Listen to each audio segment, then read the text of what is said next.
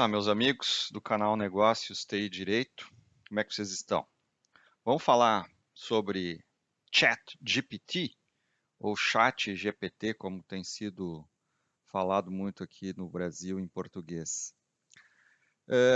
Quem acompanha um pouco do mundo de tecnologia deve estar vendo aí nos últimos dias, ou pelo menos nos últimos final agora de 2022, a entrada de um serviço de chat baseado em inteligência artificial, que é o Chat GPT, que é ou foi criado por uma instituição sem fins lucrativos, que é financiada hoje, tem mais de US$ 1 bilhão já em aporte, em investimentos, por uma série de grandes empreendedores da área de tecnologia, como Elon Musk, Peter Thiel, que são os cofundadores do PayPal, o cofundador do LinkedIn, que é o Reid Hoffman, o Sam Altman. Então, são grandes, alguns engenheiros de software que saíram do Google e têm se dedicado, pelo menos nos últimos 5, 7 anos, a trabalhar com essa tecnologia. E agora, eles colocaram uma versão do Chat GPT, que é um serviço gratuito ainda, vocês podem acessar esse serviço, digitando, basicamente, vocês podem digitar OpenAI, OpenAI, tá? Então, openai.com, tá? openai.com, e vocês vão ter acesso a esse serviço e vão se cadastrar no chat GPT e testar um pouco do que eu vou comentar aqui com vocês hoje. O que a gente tem visto? Já usei, né, brinquei um pouquinho com ele e a gente começa a perceber que, obviamente, apesar de ele ser uma inteligência artificial que, que acumulou uma série de dados e aprendeu uma série de informações que, na verdade, não conseguem pensar como um ser humano, mas conseguem trazer sequências repetitivas de conhecimento que impressionam. O que isso quer dizer? Isso quer dizer que desde a época lá do Turing, na década de 50, quando ele fazia perguntas para ele mesmo e para a sociedade: será que um dia uma máquina vai conseguir falar com outro ser humano e vai conseguir com que esse ser humano pense que é uma outra máquina que está falando com ele? Ou que é um outro ser humano que está falando com ele? E que é o famoso teste de Turing, né? Ou seja, testar se um computador pode realmente pensar. E ao longo das últimas 7 décadas, a gente tem visto que esses sistemas de inteligência artificial, eles ainda não podem pensar exatamente como um cérebro humano, mas eles estão se aproximando cada vez mais rápido de executar sequências automatizadas repetitivas que o cérebro processa, e que para eles é mais fácil de acumular conhecimento e de cruzar informações onde a gente demora várias horas ou vários dias para executar. Ele não consegue pensar, mas ele consegue automatizar certas sequências de processos mentais que a gente mesmo faz. Então parece que quando a gente está falando com o chat GPT, parece que ele nos enfeitiça, porque ele aplica truques de conhecimento e busca conhecimento que estão acumulados na própria internet e que ele vai criando modelos de linguagem para gerar informações confiáveis para o teu interlocutor. O que basicamente, aparentemente acontece aqui? Parece que o chat GPT ele quer realmente aniquilar com o Google. Que vamos fazer uma comparação como é que o Google entrega informações para a gente e como o chat GPT entrega. Basicamente, quando a gente quer saber alguma coisa no Google, a gente digita, sei lá, quero saber como escrever uma petição inicial de violação de propriedade intelectual. Quando o Google me responde esse questionamento, ele me responde com o quê? Com uma série de links de acordo com o algoritmo, onde tem assuntos vinculados à minha pergunta, tentando me dar várias opções para que eu escolha e clique em determinadas links, que normalmente as pessoas escolhem os primeiros, para que eu tente encontrar uma resposta semelhante à minha pergunta. Não necessariamente eu encontro de cara, mas eu preciso fazer uma compilação de vários links. Qual a diferença com o GPT, ou Chat GPT?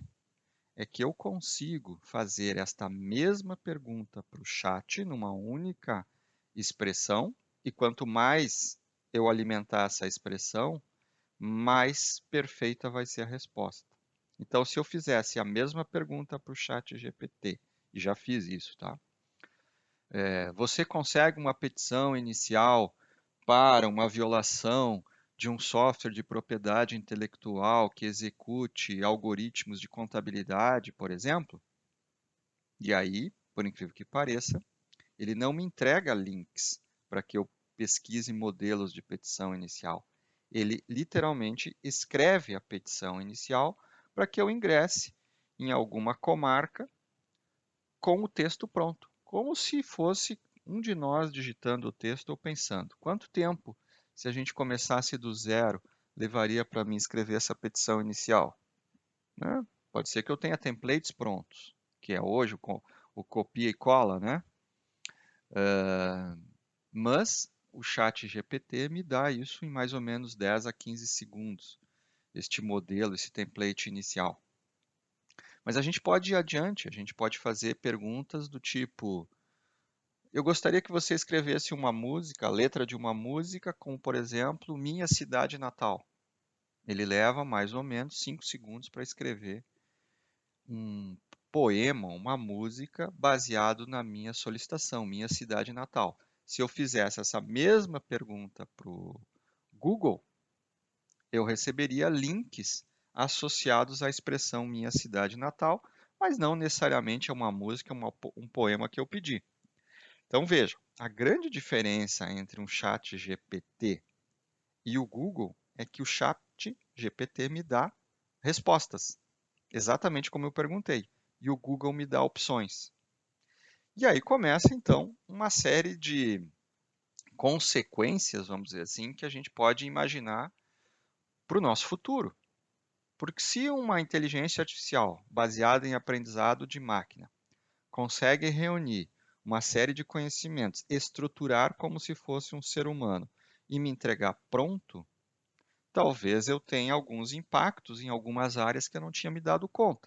Por exemplo, será que eu consigo pedir para o chat GPT escrever um artigo sobre um determinado assunto?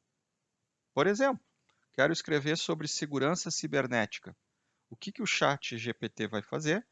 Ele vai reunir uma série de conhecimentos e vai estruturar, baseado no seu aprendizado de máquina, um artigo que retrate sobre segurança cibernética. Aí vem a pergunta: eu posso utilizar este artigo escrito pelo chat GPT como um artigo da minha autoria? Veja, são perguntas polêmicas que o direito autoral, de certa forma, ainda não tem resposta, a nossa doutrina não tem resposta, e talvez a gente tenha que comprar serviços do chat GPT no futuro, onde o direito autoral será ou da empresa que criou o chat GPT, por contrato, ou ele vai me vender os direitos autorais daquilo que ele criar. Então surge um novo business aqui, um novo negócio para isso. Mas esse assunto ele é tão extenso que o que realmente impressiona no chat GPT é que ele controla o conteúdo, mesmo que eu tente buscar conteúdos ofensivos, ele já está preparado para não me responder conteúdos ofensivos, como se ele tivesse um direcionamento, uma moral e uma ética algorítmica pré-definida. E ainda a capacidade de inventar algumas coisas que eu, como ser humano, poderia não ser tão criativo ou demorar muito tempo para chegar lá. Né? Então, eu poderia fazer com o ChatGPT uma série de modelos experimentais que afetassem, por exemplo, todos os design criativos de páginas na internet para marketing digital. Por que eu precisaria contratar um redator, um copywriter para fazer um site sobre o meu produto, se o próprio ChatGPT faz isso para mim? Por que eu preciso contratar um programador para desenvolver um site para mim, se eu dou instruções de como eu quero um site e o ChatGPT escreve a linguagem de programação que eu quero? Veja o impacto que isso acontece em várias profissões.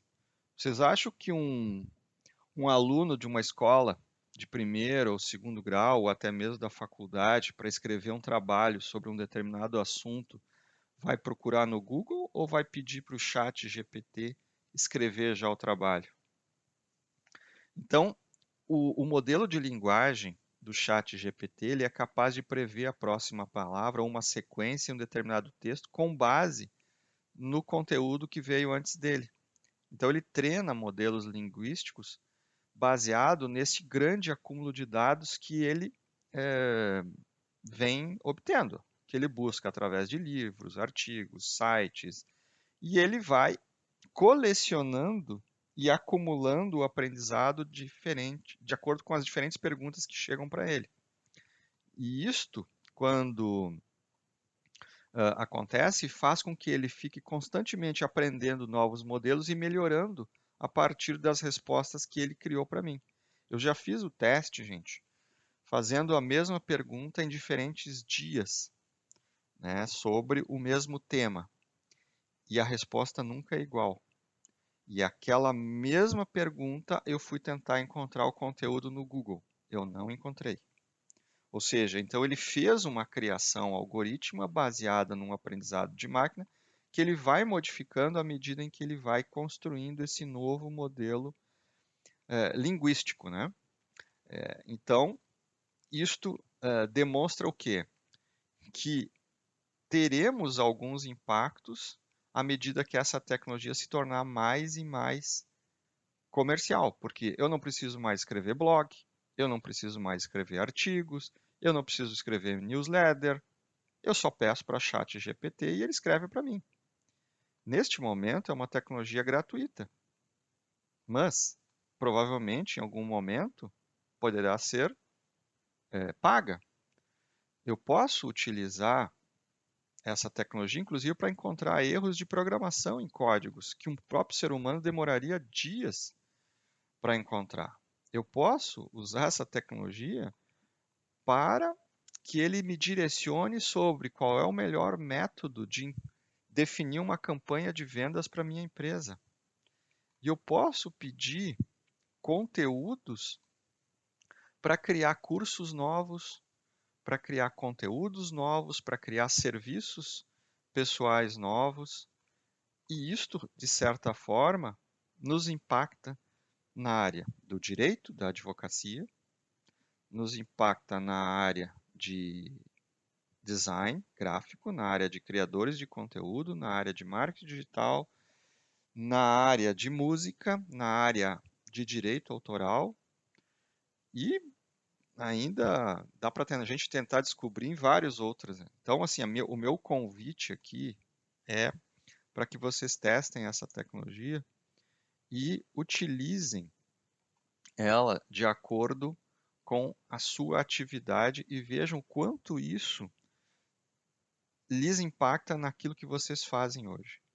E como vocês poderiam utilizar isto para algum tipo de complemento à atividade que vocês façam no dia a dia e quanto isto é ou não um futuro que nasce agora, mas que já foi criado e vem sendo implementado desde 2014, 2015, ou seja, 7, 8 anos depois, essa tecnologia já está disponível e que provavelmente é ainda pré-histórica em relação ao que nós vamos ter daqui a 5 ou 10 anos. E isso remonta a alguns episódios de outros podcasts que eu falava aqui sobre o quanto nós vamos mudar as nossas atividades nos próximos 4 ou 5 anos, porque nós não vamos ter como executar a mesma atividade que nós estamos executando hoje, quando uma tecnologia dessas nos entrega respostas prontas de coisas que a gente trabalhava dias para dar a mesma resposta. Então imagine o mercado de consultoria. O mercado de consultoria é extremamente impactado, porque para buscar uma resposta, a própria OpenAI vai em milhões de livros e bibliotecas e traz a resposta que eu demoraria quantos meses para ler esses documentos. Ela já me traz compilada isso em 2 ou 3 blocos de informações que já me dão o resultado final. É muito mais rápido e mais fácil do que buscar isso no Google da vida ou em ler livros físicos, porque ele já me traz o resumo. A gente pode até não gostar disso, gente, mas façam o teste e vejam o quão impressionante é o tempo de resposta para perguntas que vocês tenham dúvidas. Eu fiz teste, por exemplo, com alguns amigos meus, alguns clientes, inclusive, numa brincadeira de uma reunião, onde um dos colegas era advogado e perguntou para ele explicar como é que era a tributação do ICMS no Brasil em relação à substituição tributária. O chat GPT fez em 2 ou 3 parágrafos uma explicação em português, rapidamente, qual seria a definição sobre a regra da substituição tributária do ICMS. Ou seja, é muito mais fácil usar o chat GPT do que consultar um advogado para algumas situações onde tu precisa uma definição de alguma informação. Veja, vocês podem criticar no primeiro momento que essa tecnologia ainda não entrega 100% de certeza. Concordo absolutamente com vocês. Mas o que vai acontecer daqui a 12 meses, 30 meses, 50 meses, 60 meses, quando as pessoas começarem a melhorar essa tecnologia baseado na sua experiência como Wikipédia e a tecnologia começar a nos entregar 100% de certeza para algumas respostas? Isto impacta a nossa vida. Isso vai impactar algumas certezas que a gente tinha que passarão a ser incertezas. E aqui então vem o que eu chamo de oportunidade.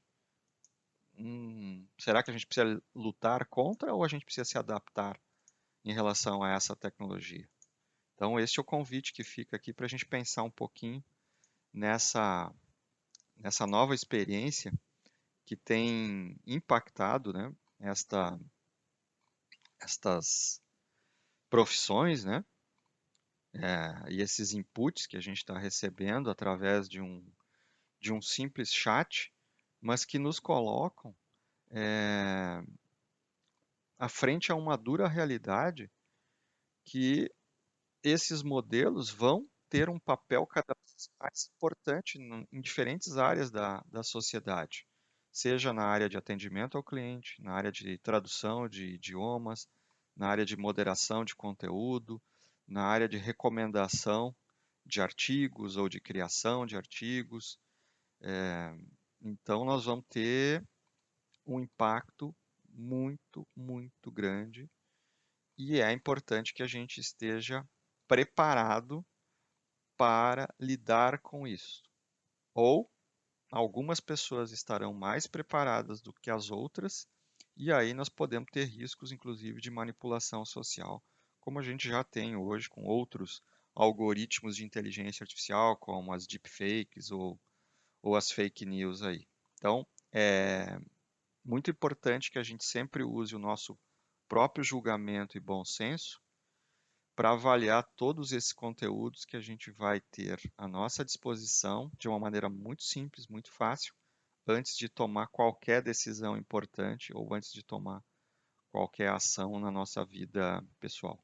Ok? Um grande abraço e até o nosso próximo episódio do canal Negócios TI Direito. Tchau, tchau.